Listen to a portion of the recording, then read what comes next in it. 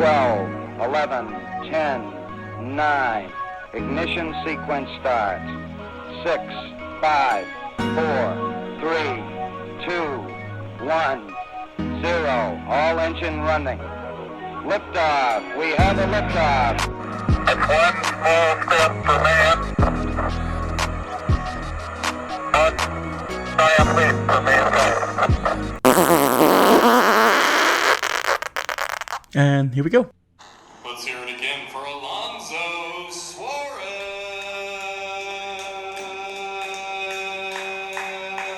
Okay. And that, my friends, is the sound of an open mic night and you being the last guy because you got there fucking late. And there's only 5 people in the fucking room. Magic. Just magic. And a quick word from our sponsors. Yes, I have a sponsor finally. Sorry, I've been gone for a while, folks. I've just been doing some stuff. And, have you been depressed? Are you lonely? Are you sad? I have the perfect answer for you. Suicide. Today's podcast is brought to you by Suicide. That's right, folks. Feeling super depressed, sad, and lonely? We'll leave all that behind with the sweet, sweet release of loneliness. That's right. All of it can go away. Just cut your wrists. Do it. Do it. Do it. Do it. Do it. Alrighty, that was brought to you by Suicide. Remember, folks, if your family doesn't love you, the afterlife might. Or enjoy quiet oblivion. Either way, you die. Also, that was a joke. Please don't kill yourself. You have so much to live for. Think of,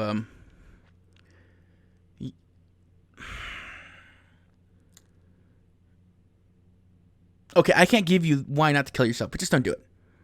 Or, because they'll link it to me and, I'll get in deep shit. Howdy fucking doody, motherfuckers. I haven't been on in a while. I'm sorry. I've been trying to really hit this fucking stand-up comedy thing, and I've been working on it. Hopefully, I'm not wasting my life, and I won't be 45 in a bar in fucking Michigan somewhere with 7 people trying to say, like, oh, shit, what's the deal with cell phones? Think about that. That's fucking nuts. No, hopefully, hopefully I can become a manic depressant and then kill myself. Because I couldn't achieve my dreams. That's the dream. Man, what about fucking Kawhi Leonard being thrown away from the Spurs, being shunned, being called nothing, and just getting shit on? People are told him, your career's gonna go nowhere, kid. You're going fucking to nowhere. You're banished to Canada. Canada's not even a real country. It's not. I have it on good authority. If you die in Canada, you don't die in real life. Good authority. But to go through all that and then come back as a fucking monster. A monster, folks. And win an NBA Finals? Greg Popovich is just beating a picture of Kawhi Leonard taped to a fucking bear right now. He's just hitting it with a bat. Screaming, why do you taunt me? It's good for him to have the last laugh, though, because fucking he's a goat. And hopefully he comes to my Lakers. Please, God in heaven, I beg of you. Please. And I do. Look it. He's earned what he got. He fucking defeated the Golden State Warriors, which LeBron did. Saying that. He's a Laker now, so I can go for him. He built Milwaukee. I'm not going to say what everybody else says and says he's fucking probably the best player since Michael Jordan. That's just never going to happen, not in any fucking God's green earth. Because the best player since Michael Jordan was Kobe Bryant. I'm sorry. But man, that fucking San Antonio just must look stupid as fuck right now.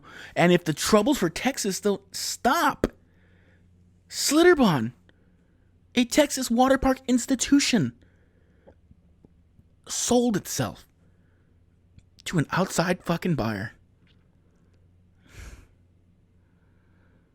I tell you, all these people coming from different states moving in, buying us up. And for those who aren't in the know, breaking news, as of Friday, June 14th, Whataburger is now owned by the Chicago crime families. I know. It's just... David Crockett, he ain't died for this. He didn't sacrifice himself in the Alamo for this. Daniel Boone, all them other guys who died in the Alamo. Chris Kyle, the lone survivor, all of them did this for our great state, which in turn is fed and run by the manna, in Jewish terms, the nutrients of God, known as Whataburger. And now it's fucking run by some Chicago assholes. Oh my God.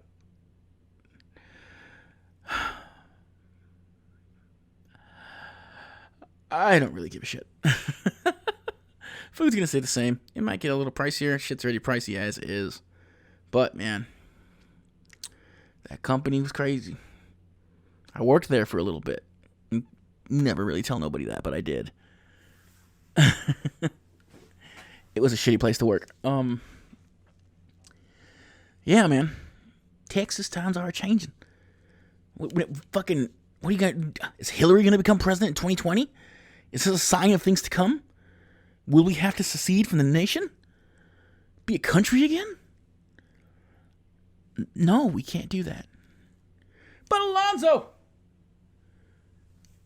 we have the most military bases in all the United States. That doesn't mean we get to fucking keep them.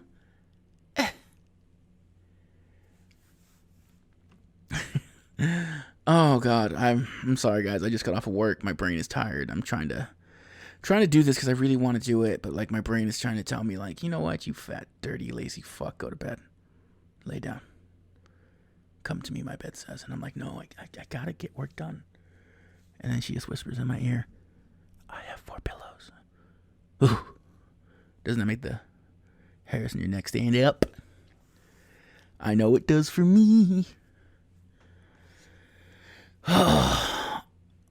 Like I said, I've been gone for a while. I've been really trying to get this stand-up done. I have learned many things. One, stand-up is not an impossible goal, people. It is something you can become. Just like a man becomes a woman, and a woman becomes a man, and a man-woman becomes pansexual, and how a pansexual becomes an oven mitt. You can become something else. Also, it's really, really crazy to actually be on stage and to get laughter from people. It's pretty good, man. I'm not gonna lie to you. The times I've been up there and just having people respond to you is just... how can I explain it? Hearing people laugh at your jokes as if your ears had dicks and they were sucking them. It's just... oh.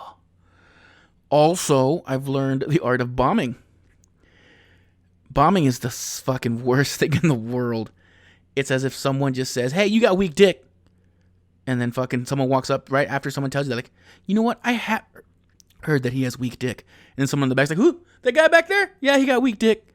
And then you're just being told by hundreds of people. So you call an Uber to go home because you've been drinking and you're not going to drive because we're all responsible adults. And right when you get in the Uber, the driver's like, hey, I heard you got weak dick. That's what bombing feels like. And I've seen lots of bombing, man.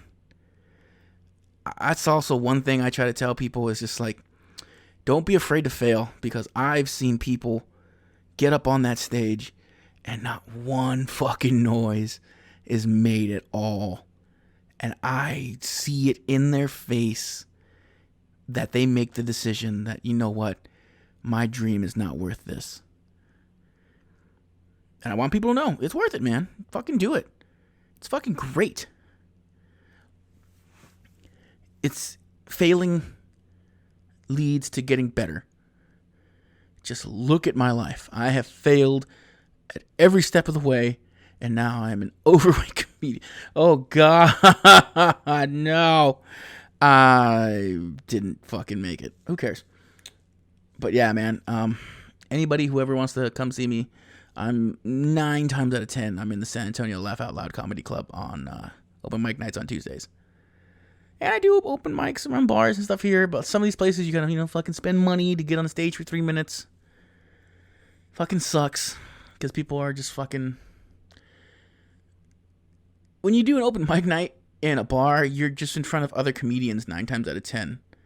And it's like, you're in the best way someone described it to me, you're like, you're in a cover band and you're having a little show at a bar, and the minute the solo's gonna come on, every fucking guitarist just stares at the guitarist, because like everybody in the fucking fans, they all fucking play guitar, and they cross their arms and just stare at them like, bitch, you ain't that special.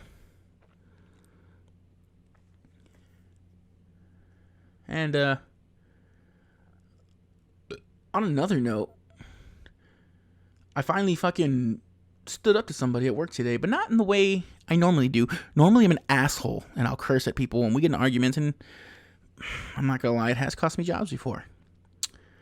But where someone was just being a total dick to be a dick and cursing, and I came up with them like, hey, let's start this conversation again. Let's not curse or nothing like that. Let's do it again. And then he continued to curse and started to be like, well, this is your fucking fault, blah, blah, blah, blah. And then I just looked at this fucker and I replied, if you're unhappy with my fucking job, you can talk to my manager, and then we can not have these conversations ever again. And he lost his fucking shit. And I was just like, oh, I want to hit you. But then I left. And I was furious. I was talking shit in my head. Like, I should have said this. I should have fucking told him to suck my dick. Should have been like, you know what, you fucking piece of shit motherfucker. You can, like, stick your nose in a dog's asshole. I don't care. But I didn't do that. For the first time ever in my life, I didn't do that. And I got into my car. And I realized I didn't do it. I didn't let him shit on me, but I didn't argue with him. And I realized I'm an adult. I'm 30. Oh, I'm 30 years old. That's fucking crazy. But I did it. And I think, doing stand-up and trying to be more of an adult has helped me. Trying to eat right a little bit and not gonna fucking give up fucking being a sad sack of shit. Depression's gonna stay with me forever, or eating is gonna stay with me forever, but like, just getting my shit together. That's a new thing for me.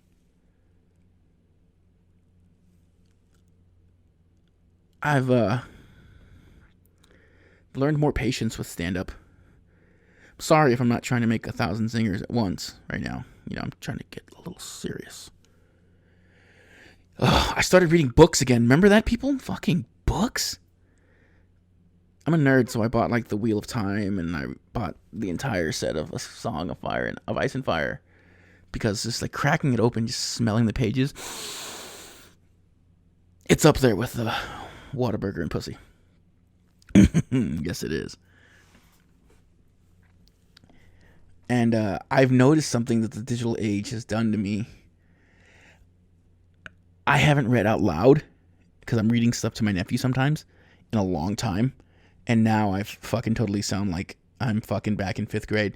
And so they marched forward, said Aberdeen. Like, I've never read out loud since school. Anyone have those issues? Like, the shit they taught you in school doesn't really like translate, because I'm 30 now. So when I was in school, it was the 90s and the early millennium. I'm not going to call it the naughties. That's fucking stupid. Like, ooh, I went to high school in the naughties. That's what you sound like when you say naughties. But yeah, like, cursive. How many of us out there know how to read and write in cursive and don't even fucking use it? The only cursive we attempt to use is our shitty signatures on fucking credit card machines, and that looks fucking abysmal. It looks like fucking I'm having a stroke trying to be like, oh, that's your name? And the banks are like, that's his fucking name. Yeah, dude, like fucking those. I've never used cursive. I've never read aloud. Also, all this fucking math they made you fucking learn in fucking school. Like, if you didn't become a scientist, did we ever fucking use algebra, calculus, geometry, and all this other bullshit? No, because most of us fucked up, and most of us are in a shitty economy, and we work at fucking Whataburger. I know that the fucking meal costs $7. You gave me $8. I give you $1 back. And I don't even gotta think that. The fucking machine tells me. Kids these days fucking have iPads and are fucking FaceTiming and fucking they can have fucking phone sex through video chat. Video chat. You don't even gotta work that hard to see tits in high school anymore. Do you remember Instant Messenger? I do. I fucking remember that shit like it was yesterday. Back then, if you didn't have Instant Messenger game, you didn't fuck nobody. You jerked off. You remember that?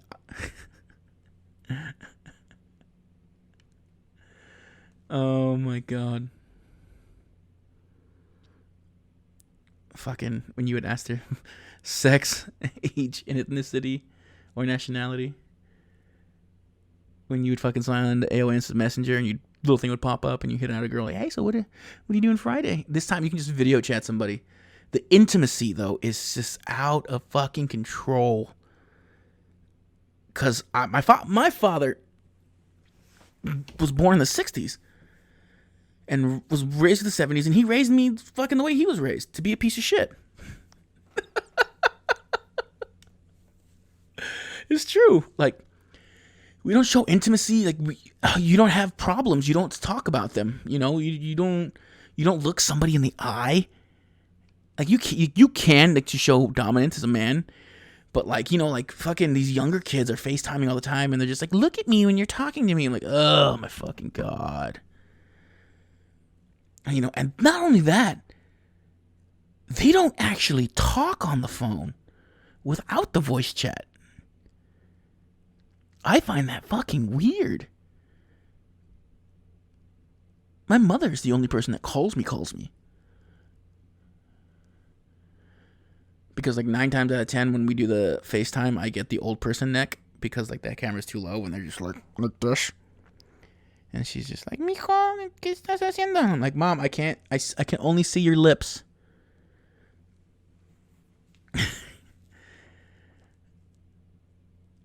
But yeah, man, I've, you know, dated younger people, and I have friends that are younger than me, and the way that they can just share their emotions and connect to somebody else emotionally in a short period of time is fucking stupid. These people are weak. They're going to be broken by the world, and the world is going to shit on them. I'm just kidding. But it's such a different beast today, man. Like, I'm entering that point in my life where I'm no longer the youngest kid in the group or the youngest guy in the group. Now I'm either the oldest or second oldest. And it's just seeing the shit that goes on today. I finally understood why my father called my generation a bunch of pussies. Because to his generation, we were pussies. You know, fucking there were no wars in the world. We thought we conquered racism. That was a lie. Pretty big fucking lie. You know, his generation, I could only imagine. You're born in the 70s. The economy sucked. Fucking terrorism existed. Okay, it was pretty much the same fucking world. Pretty much the same thing. But kids today, man, they get offended by everything. And not like, I'm not trying to be one of those guys who are just sitting there just like, you fucking kids get offended for fucking everything. And I miss the old days back when we used to tell motherfucking black folks they can't come into our store. Okay, we're in the wrong camp there. But like, you know what I mean. It's just, they're on a whole other wavelength, and they're going to become successful in their own right. And better than my generation did. We are fucked. We're not as smart as the generation after us. We're not as well off as the generation before us. It's just bullshit, man. We're just... We were the first generation that was finally able to enjoy back when terrorists were like Eastern Europeans and Germans. Anyone remember Die Hard 3? Huh? He was a German fucking guy fighting John McClane. He's like, John McClane, you answered my phones. Yes. That's a very bad German accent. I'm sorry. I apologize to the world for that one. But then 9/11 happened, and now all my villains are brown. And they sit here and they say, "You Americans have hurt us for the last time, huh? Hold on. I am texting someone important. Because if I don't, she will fucking kick my ass. Sorry about that, folks. All right. But yeah, dude. And then fucking... We're in a trade war with China.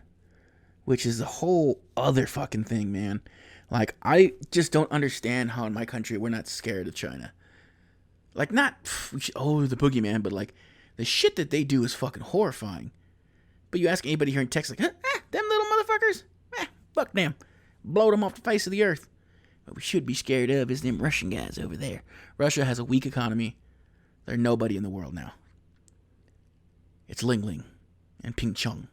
Those motherfuckers. They're flying around on fucking hoverboards, man. Spreading fucking capitalism with a lot of communism with it. They fucking take all our technology. They're gonna fucking bankrupt our economy. They're enticing our elite with even more money. And why wouldn't the elite take more of that, right? Ain't that right, my tea partiers?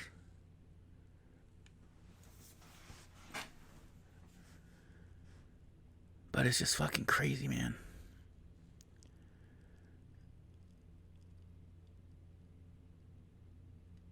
I just can't believe it. I'm 30 years old. I have existed for 3 decades. I remember the fucking birth of real internet. Of like no internet, fucking AOL and Netscape. What happened to Netscape? Net Zero? Remember that shit? You would just get the CD and you can get it free for a little bit? The Star Wars prequels. Let's not ever talk about those.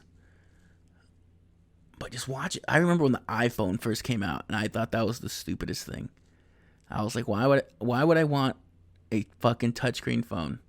Because when I grew up, touchscreens were all based on pressure, not none of this heat and stuff that it does now. These fucking things are amazing. You can watch porn when you go to bed. In your bed.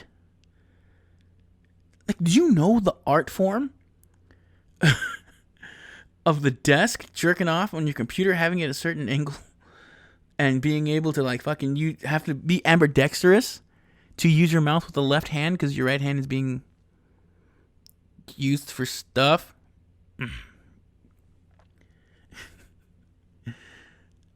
No, not anymore. Swipe, click video, whack off in bed. And not only that, but like, I can look up anything on my phone. I'd be like, there you go. Fucking trip to Thailand. Now we're looking at Ladyboy. Okay, now we're full on to some weird porn. I'm going to regret it later. I love that. I love how that's how a lot of men operate. The porn will be weird. It'll be sick. We're still going to jerk off, but we'll regret it later. But we'll bookmark it first before we close those tabs. Oh, man. I am rusty in this podcast stuff. Normally, what I would want to do is I would want to try this a couple times, and then I'm going to be like, oh, God, okay, I got the flow of it back, and then I would record an episode. But that's not real. That's not raw. Also, I've been planning this social media presence for my stand-up more. I'm going to start posting that shit out. I'm going to start trying to get more people to come see me, because down the road, I want to make a shitty living doing comedy. I want to quit my fucking job. I want to go out. I want to fucking tell dick jokes. I want to sit there and I want to talk about how I can't be in a relationship with a transsexual, not because I hate transsexuals, but because if her dick is bigger than mine, I cannot be dominant. That's what I want to do in my life.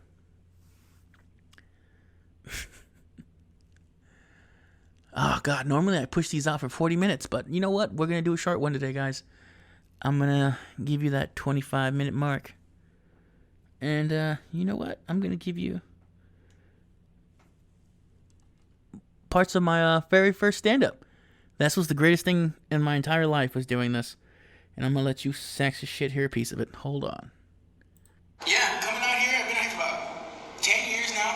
say I'm becoming more of a Texan as time goes by. You know, I own property, I hate minorities. I'm a light-skinned Mexican, but if anyone asks, I'm white. Because, like, honestly, if you're a light-skinned Latino, this being white shit is amazing. Also, I'm not that guy. And that was just like a piece of, me first starting. It's pretty nuts, man. That shit, I wanted to post the whole thing, but that shit is just way too cringy. Like, my first stand-up set was really, really cringy. But I did find one joke that I do like, which I have hit off a lot. I've gotten better at telling it, but this is the very first time. I actually started it in the first episode of the podcast, talking about In-N-Out and Whataburger, which would, and how, one's like fucking the other one. I don't want to give away the whole joke. You want to come fucking hear me say it in the right context, come fucking see me do stand-up. But, like, the very first time I said it on stage was this one. We'll use fast food for an example. Like, you fucking dudes love Whataburger. Like, you will literally shit on In-N-Out, like, regardless. And I fully understand now. Like, that shit is amazing. In-N-Out is like that woman you're married to. You fuck her, you love her, you tell her you love her every day. Whataburger is that big, thick bitch you fuck at 2 in the morning in your truck. And that was fucking amazing. Like I tell people, doing that has shown me to find what you love to do, because you're going to die. That is my biggest fear. I'm going to fucking die. And if you have never had that thought in the back of your fucking head and in the middle of the night or laying down, like, oh, fuck, dude, this is all for nothing. I gotta check out. Whether I want to or not. Go do what you want to do. And I'm 100% serious. You can fucking lie to yourself and bullshit yourself. Like, oh, I have kids, I have this, I have that. You will live in quiet desperation. You will hate everything. You will hate everyone. And it'll eat you alive, and you are gonna die. So try it at least fucking once. Try it one time. To do what you want to do. What makes you happy. Whether that's fucking doing stand-up, fucking fixing cars, jerking off on your neighbor's fucking lawn on the third Thursday of every month at 10:33 p.m. when the sprinklers go on. Whatever it is. Go do it. Because you're going to fucking die. You are heading towards oblivion. Pure silence. Everything you are and everything you've learned will be gone. And with that, my dear friends, you all have a good one. Remember, we're all going to die one day. Go fuck yourself.